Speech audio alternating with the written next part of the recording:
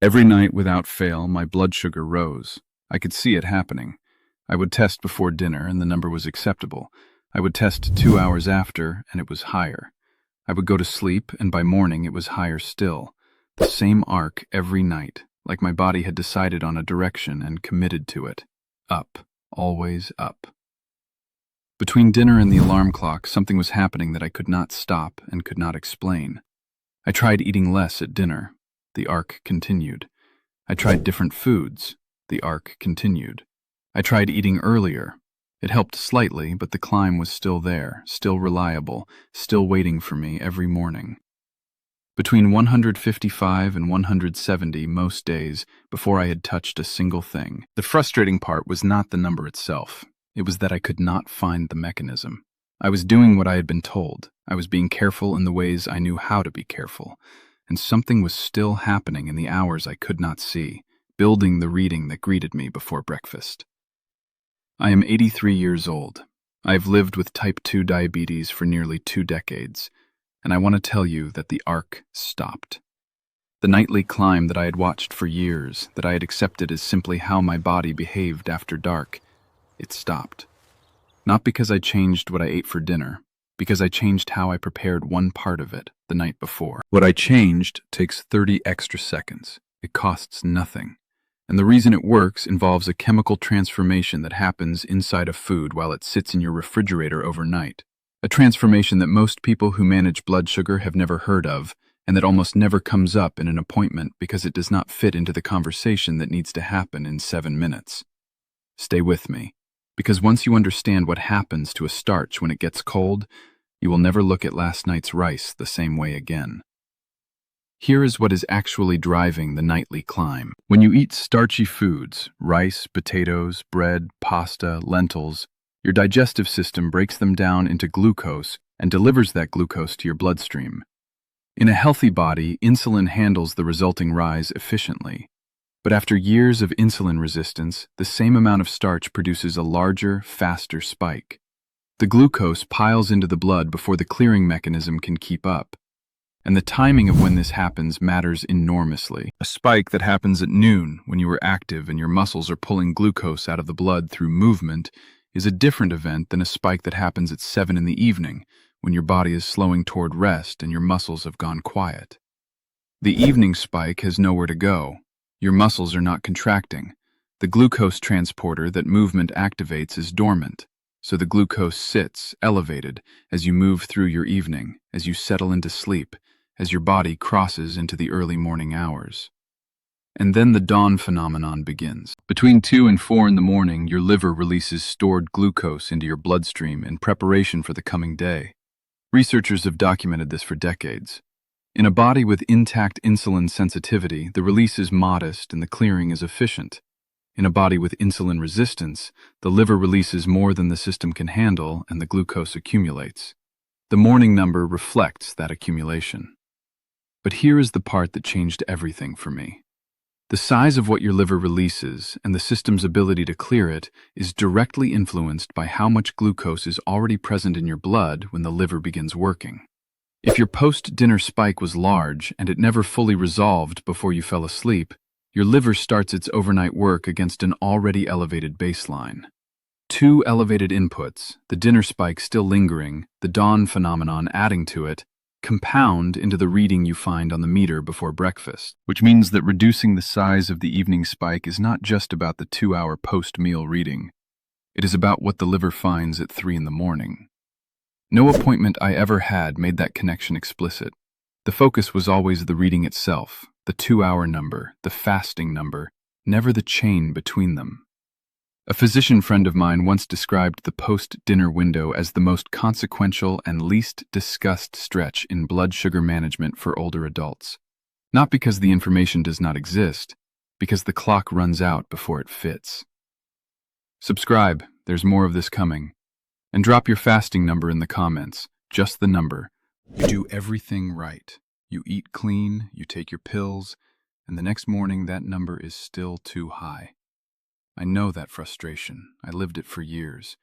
They never tell you about the morning rise, your sugar climbing while you sleep, no matter what you did the day before.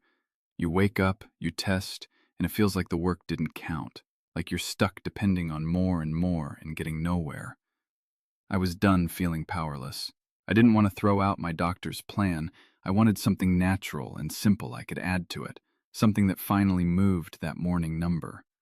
I'll walk you through what changed it for me. And the natural support I add every day is in the free presentation linked below. The one thing I changed was this.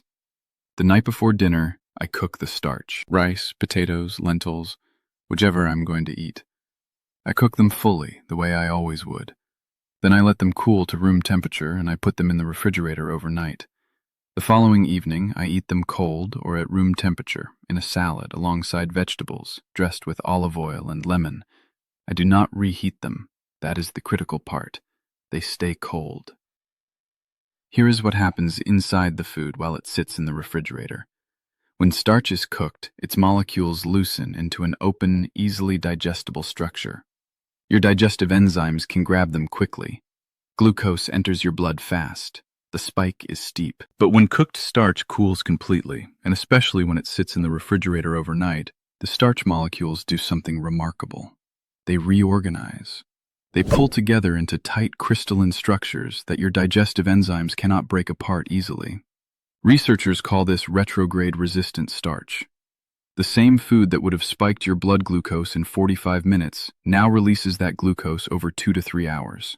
The peak is lower. The curve is flatter. The evening spike that would have sat in your blood while you slept is significantly reduced. Research comparing freshly cooked potatoes to the same potatoes cooled overnight found that the glycemic response, how high and how fast blood glucose rose, was dramatically lower for the cooled version. The transformation is real and measurable, and it is completely reversed by reheating, which is why eating the starch cold or at room temperature is the necessary part of the protocol. Heat collapses the crystalline structure. The resistant starch reverts, the spike returns. Cold potato salad with olive oil and herbs. Room temperature rice with vegetables and a lemon dressing. Lentils straight from the refrigerator over greens. These are not deprivation meals. They are the same foods prepared one day earlier and served differently, and they behave like different foods in your bloodstream. I eat this way most evenings now. I cook the starch the night before. I keep it cold. I do not reheat it. And the arc that used to climb every night without fail has been replaced by something much quieter. Now, the resistant starch is one part of a system, and the system matters. The cooled starch flattens the evening glucose curve. But the baseline your liver finds at 3 in the morning is also shaped by how much your muscles have cleared from your blood before you go to sleep, and by how deeply you sleep, which controls the cortisol spike that triggers the liver's release. A short walk after dinner, 10 minutes before you sit down for the evening, activates a glucose transporter in your muscles that works independently of insulin, pulling dinner's glucose out of your blood through a door that insulin resistance cannot block. And consistent, uninterrupted sleep in a room kept cool enough for your body to drop its core temperature into deep, slow-wave sleep keeps the cortisol curve lower and later, which means a smaller liver dump before dawn. Resistant starch at dinner, a 10-minute walk after, a cool, dark room for sleep. 3 inputs, 3 different points in the same overnight chain. The starch change reduces the spike, the walk clears what remains, the sleep controls what the liver does with what is left. At 83, I cook dinner with a different relationship to time. I think one day ahead. I prepare the rice the evening before, the potatoes the morning before. It takes almost no extra effort. And what it gave back, mornings without the climb, days without the number setting the terms, was worth far more than the 30 seconds it costs. I want to tell you about a woman named Frances. 75 years old, retired teacher from Virginia. She'd been managing type 2 diabetes for 9 years. Her post-dinner readings consistently ran high, and her morning numbers reflected it, between 150 and 168 most days. She described the evening pattern exactly as I had experienced it. The acceptable pre-dinner reading, the climb afterward, the morning that never matched the effort. When I explained what happens to starch when it cools overnight, she told me she had never heard anything like it in 9 years of appointments. She had been told what not to eat. Nobody had told her that the same food could behave differently depending on when it was cooked and at what temperature it was served. She started cooking her rice and potatoes the night before, eating them cold or at room temperature. She added a short walk after dinner. Within 3 weeks, her post-dinner curve had changed visibly. Her morning readings followed. The 160s became 140s, then 130s. She told me the thing that stayed with her was how little had actually changed. The same foods, the same quantities, just prepared differently and served cold. 9 years of managing this, and nobody had mentioned that the refrigerator was part of the protocol. Frances is not a clinical case study, but her pattern is one I have seen often enough that I no longer think of starch temperature as a minor detail. For someone managing blood sugar after 60, the evening glucose environment is directly connected to the morning number through the dawn phenomenon. And the simplest change available for that environment, one that costs nothing, requires no new foods, and adds 30 seconds to meal preparation, is to cook the starch the night before and not reheat it. Before I go further, I want to be clear about something. Everything in this video is designed to work alongside your doctor's care, not in place of it. If you are on medication, do not adjust your protocol without speaking to your physician first. Bring your numbers to your next appointment. Show them the trend. What I have described here is support for your treatment. The decisions about your prescription belong with the person who knows your full history. Now I want you to sit with something. Think about the nightly arc you've been watching. The reading before dinner that felt manageable, the one 2 hours later that told a different story, the morning number that confirmed what the night had built, the appointments where the answer was adjust, reduce, be more careful, without anyone tracing the spike through the overnight chain to the reading that was waiting when you woke up. You were not being careless. You were working with the information you had been given, which stopped at the plate and did not follow the food into the refrigerator, through the digestion, into the bloodstream, through the night, into the liver, into the dawn. That chain was invisible to the system managing you. It does not have to stay invisible. Think, too, about what the nightly climb is quietly taken. The evenings that ended in a number instead of rest. The mornings that started with a reading instead of a breath. The slow accumulation of days where the conditions set the agenda and you worked within it.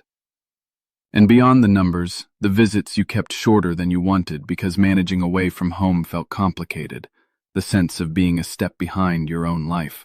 The people you love who got the version of you that was always partly elsewhere, already at tomorrow's reading. That is not permanent. The arc that climbs every night can be changed. The food that drives it can be transformed in your own refrigerator, overnight, for nothing. The mornings that start differently are still ahead of you.